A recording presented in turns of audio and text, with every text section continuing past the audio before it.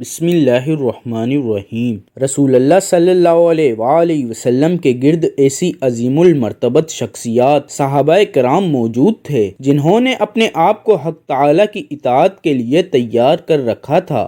جیسے ہی ان کے پاس اللہ تعالیٰ کا کوئی حکم آتا وہ خوش ہو کر اس پر لبیک کہتے اور اس کی انجام دہی میں کوئی دکیہ فروغ داشت نہ رکھتے۔ چنانچہ قرآن کریم میں اللہ تعالیٰ نے ان کے بارے فرمایا، وہ لوگ جنہوں نے اللہ اور اس کے رسول کا حکم مانا اس کے بعد کہ انہیں زخم پہنچے، ان میں نیکی کرنے والوں اور پرہیزگاروں کے لیے بڑا اجر ہے۔ صحابہ کرام رضی اللہ تعالی عنہ کی یہ استجابت خاص طور پر دو میدانوں میں بہت زیادہ ظاہر ہے۔ ایک تو اللہ کا قرب حاصل کرنے کے لیے اپنی تمام تر جمع پونجی مال و دولت خرچ کرنے کا میدان، اور دوسرا اللہ کی راہ میں جہاد کرتے ہوئے اللہ کی رضا کی خاطر نعمت شہادت کے حصول کی طمع میں اپنی جانوں کا نذرانہ پیش کرنے کا میدان۔ انہی عظیم شخصیات میں سے ایک صحابی وفا بادل تقا مجاہد زکا حضرت سعد بن الدادہ رضی اللہ تعالی عنہ ہیں، جنہوں نے ان دونوں میدانوں میں اس طرح نمایاں کامیابی حاصل کی کہ کھجور کے 600 درختوں پر مشتمل اپنا سب سے قیمتی باغ راہ خدا میں صرف کیا اور غزوہ احد میں آقا دو عالم صلی اللہ علیہ وآلہ وسلم کے قدموں پر اپنی جان نچھاور کرتے ہوئے جام شہادت نوش کیا۔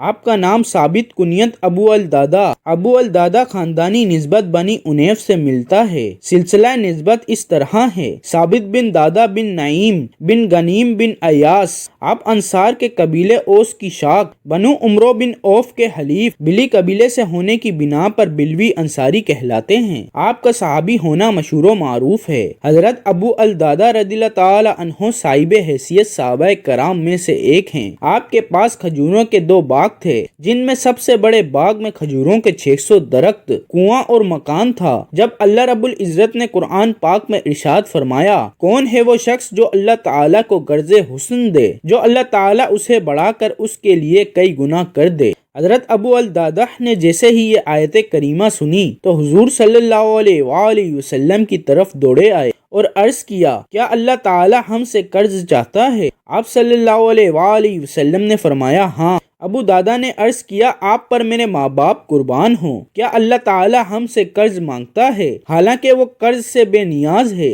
ارشاد فرمایا، ہاں، وہ تمہیں اس کے بدلے جنت میں داخل فرمانا چاہتا ہے۔ اس پر حضرت ابو الدادا کہنے لگے کہ میں اللہ تعالیٰ کو ایسا قرض دینا چاہتا ہوں جو میرے لیے، میری بیوی کے لیے اور میرے بچوں کے لیے جنت کا ضامن ہو۔ آپ صلی اللہ علیہ وآلہ وسلم نے فرمایا، ہاں، کیوں نہیں؟ عرض کیا، آپ اپنا ہاتھ بڑھائیے۔ سرکار نے ہاتھ بڑھایا تو حضور صلی اللہ علیہ وآلہ وسلم سے عرض گزار ہوئے، میرے 2 باغ ہیں، ان کے علاوہ میری کوئی جمع پونجی نہیں، میں وہ دونوں اللہ تعالیٰ کو قرض دینا چاہتا ہوں۔ حضور نے فرمایا، ایک اللہ کے لیے کر دو اور دوسرا اپنے لیے اور اپنے بچوں کے لیے معاش کا سبب بنا لو۔ حضرت ابو الدادا کہنے لگے، تو اے اللہ کے رسول، میں آپ کو گواہ بناتا ہوں کہ میں نے ان دونوں میں سے بہتر اور بڑا باغ جس میں کھجور کے 600 درخت ہیں اللہ تعالیٰ کے لیے کر دیا۔ حضور نے فرمایا، تب تو اللہ تعالیٰ اس کے بدلے تجھے جنت عطا فرمائے گا۔ ایک روایت اس طرح ہے کہ رسول اللہ صلی اللہ علیہ وآلہ وسلم نے فرمایا، جس نے کوئی صدقہ کیا تو اس کے لیے جنت میں اس کا دگنا ہوگا۔ تو حضرت ابو الدادا نے عرض کیا، میرے 2 باغ ہیں، اگر میں ان میں سے ایک صدقہ کر دوں تو کیا میرے لیے جنت میں اسی مثل 2 ہوں گے؟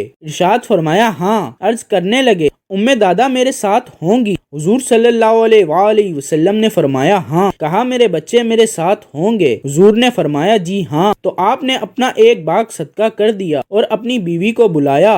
دادا جی ابو الدادا بیوی بولی، کہنے لگے، میں نے اپنا یہ باغ صدقہ کر کے جنت میں اس سے دگنا خرید لیا ہے، تو اور میرے بچے ساتھ ہوں گے۔ بیوی نے کہا، اللہ آپ کو آپ کی تجارت میں برکت دے۔ اسی طرح آپ کا ایک اور واقعہ مستند کتابوں میں درج ہے۔ کہا، ایک صحابی آئے، یا رسول اللہ، میرا پڑوسی ہے، اس کی کھجور ٹیڑھی ہو کر میرے گھر میں چند اس کی شاخیں ہیں، اس پر جب پھل لگتا ہے اور ٹوٹ کر گرتا ہے تو میرے بچے اٹھا لیتے ہیں، ہم غریب ہیں، تو وہ بھاگتا ہوا آتا ہے اور آ کر میرے بچوں کے منہ سے کھجور کو نکال لیتا ہے۔ یا رسول اللہ، آپ اس کو کہیں کہ میرے چھوٹے چھوٹے بچوں پر اتنی زیادتی نہ کرے۔ آپ نے اسے بلایا، وہ منافق تھا۔ آپ نے فرمایا، بھائی ایک سودا کرتے ہو؟ اس نے پوچھا، کون سا سودا؟ آپ صلی اللہ सल्लल्लाहु अलैहि वसल्लम ने फरमाया, ये खजूर का दरख्त मुझे दे दो और मैं उसके बदले में तुम्हें जन्नत में खजूर का दरख्त लेकर दूंगा। वो कहने लगा, या रसूल अल्लाह, ये असल में मेरे बच्चों को बहुत पसंद है, अगर कोई और खजूर होती तो मैं दे देता, तो ये मेरी माजरत है